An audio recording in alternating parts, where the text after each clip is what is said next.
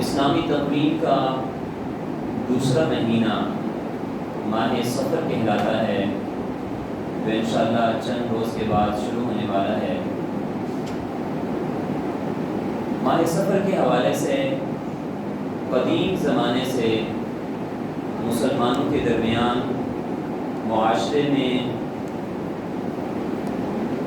مسلمانوں کے درمیان بھی اور غیر مسلموں کے درمیان بھی بہت ساری رسومات، بدعات اور ایسے بے بنیاد خیالات فاسدہ پائے جاتے ہیں جن کو مؤثر حقیقی سمجھا جاتا ہے۔ آج کی گفتگو میری اسی ماہ سفر المظفر کے حوالے سے ہے، تو امید ہے کہ آپ حضرات ان باتوں کو بڑے غور سے سنیں گے اور اللہ اور اس کے رسول کی اس گفتگو کو، ان ارشادات کو اپنے دلوں میں ضرور جگہ دیں گے۔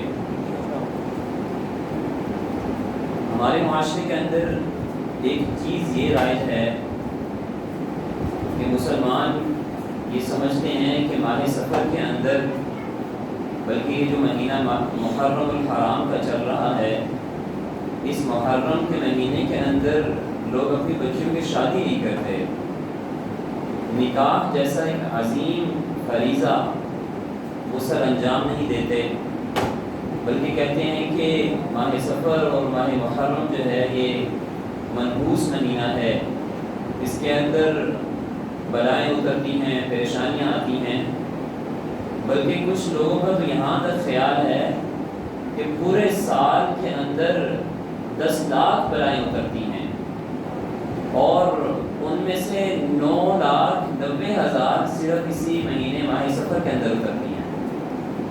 اب یہ آج تک نہیں پتہ چل سکا کہ ان بلاؤں کی گنتی کون کرتا ہے۔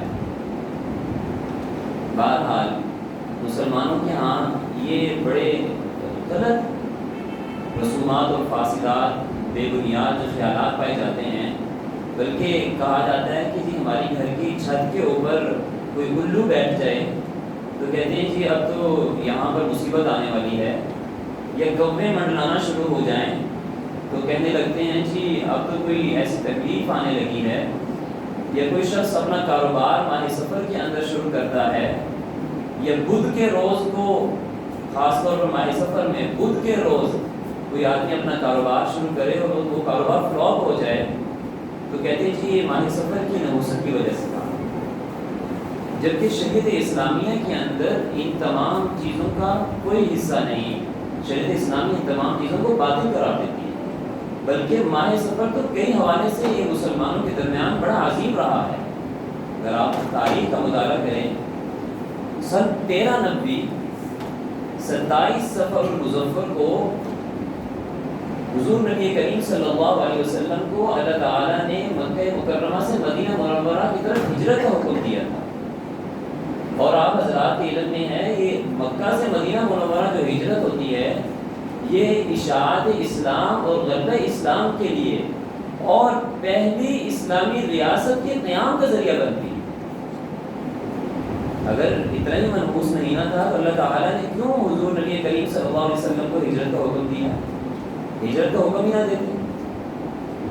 اور مسلمانوں کی جو کثرت، عددی جو کثرت تھی، اس کا ذریعہ بنتی ہے۔ مسلمان جب ہجرت کر جاتے ہیں حضور نبی کریم صلی اللہ علیہ وسلم، تو آپ کی مدینہ منورہ میں جانے کے بعد مسلمان جو ہے وہ اسلام کے حلقے کے اندر آنا شروع ہوتے ہیں۔ اسی طرح سن 2 ہجری 12 سفر المظفر کو حضور نبی کریم صلی اللہ علیہ وسلم کو اللہ تعالیٰ نے جہاد بالسیف کا حکم دیا۔ سورہ حج میں اللہ تعالیٰ نے فرمایا اُذِنَ لِلَّذِينَ يُقَاتَلُونَ بِأَنَّهُمْ ظُلِمُوا۔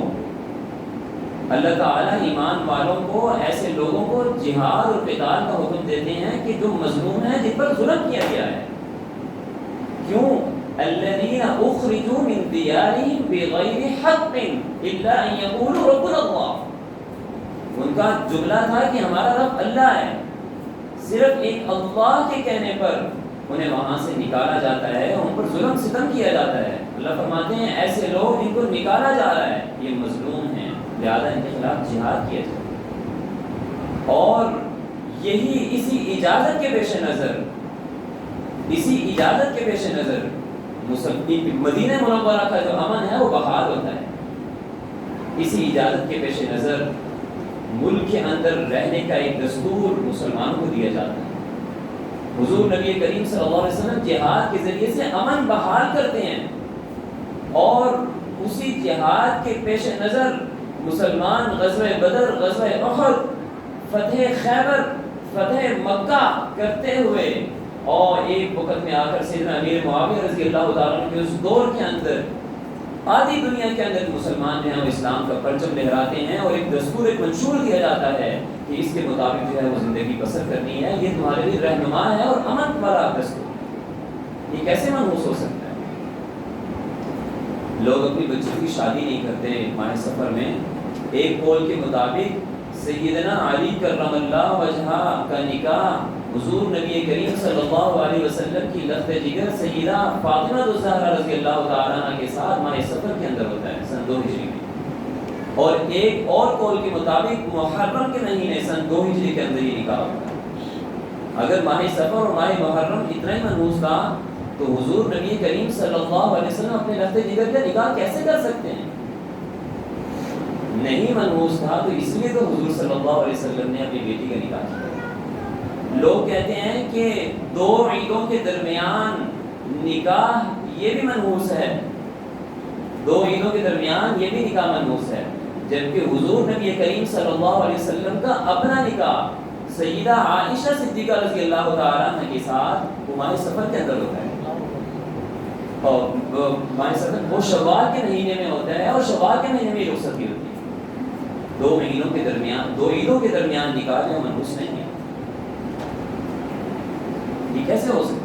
اسی طرح سیدنا ابو ہریرہ، حضرت عبد الرحمن بن صخرہ جن کی کنیت ابو ہریرہ آتی ہے، وہ سن 7 ہجری کے اندر 27 صفر المظفر کو 70 افراد کے ساتھ جو ہیں وہ اسلام قبول کرتے ہیں.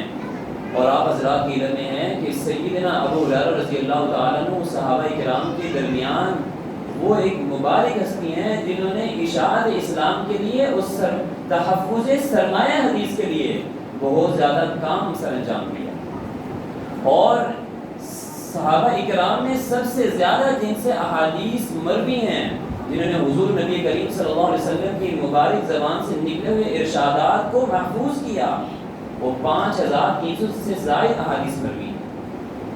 یہ سیدنا ابو ہریرہ رضی اللہ تعالیٰ عنہ کے سر جاتا ہے، اور سیدنا ابو ہریرہ رضی اللہ تعالیٰ عنہ یہ ماہ سفر کے اندر ایمان لے گئے. یہ منحوس نہیں ہو سکتا.